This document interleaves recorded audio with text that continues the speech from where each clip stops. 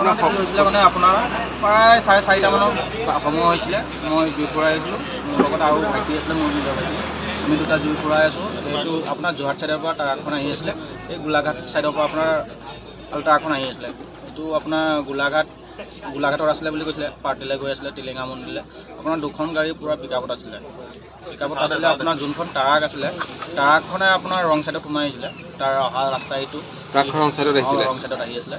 দুখনো আপোনাৰ ভালেমান মানুহ একদম চকুৰ সন্মুখত। আজিলৈকে সৰুৰ পৰা ডাঙৰ হ'লেও এনেকুৱা ঘটনা দেখি পোৱা নাই। মানে আজি যোনটো ঘটনা হৈ গ'ল মুখৰ আগত, এনেকুৱা আজিলৈকে দেখা নাই। আৰু আপোনাৰ 10-12টা মানুহ ইয়াত ডাইৰেক্ট ডেড বডি হৈছে। 9টা মানুহ মই নিজে দাঙি উলিয়াইছোঁ। মই আছিলোঁ, প্ৰফুল কুৰ্মী আছিলে, বাবুৰাম কুৰ্মী আছিলে।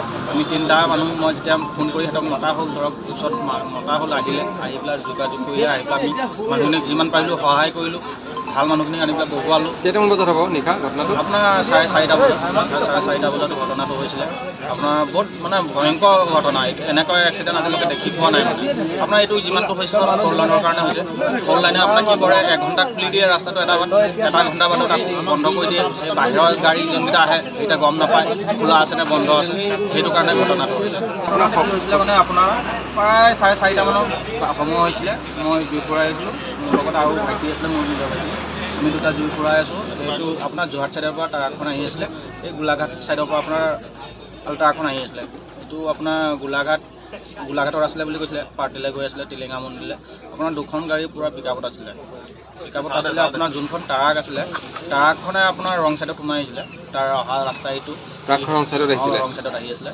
দুখনো আপোনাৰ ভালেমান মানুহ একদম চকুৰ সন্মুখত। আজিলৈকে সৰুৰ পৰা ডাঙৰ হ'লেও এনেকুৱা ঘটনা দেখি পোৱা নাই। মানে আজি যোনটো ঘটনা হৈ গ'ল মুখৰ আগত, এনেকুৱা আজিলৈকে দেখা নাই। আৰু আপোনাৰ 10-12টা মানুহ ইয়াত ডাইৰেক্ট ডেড বডি হৈছে। 9টা মানুহ মই নিজে দাঙি উলিয়াইছোঁ। মই আছিলোঁ, প্ৰফুল কুৰ্মী আছিলে, বাবুৰাম কুৰ্মী আছিলে।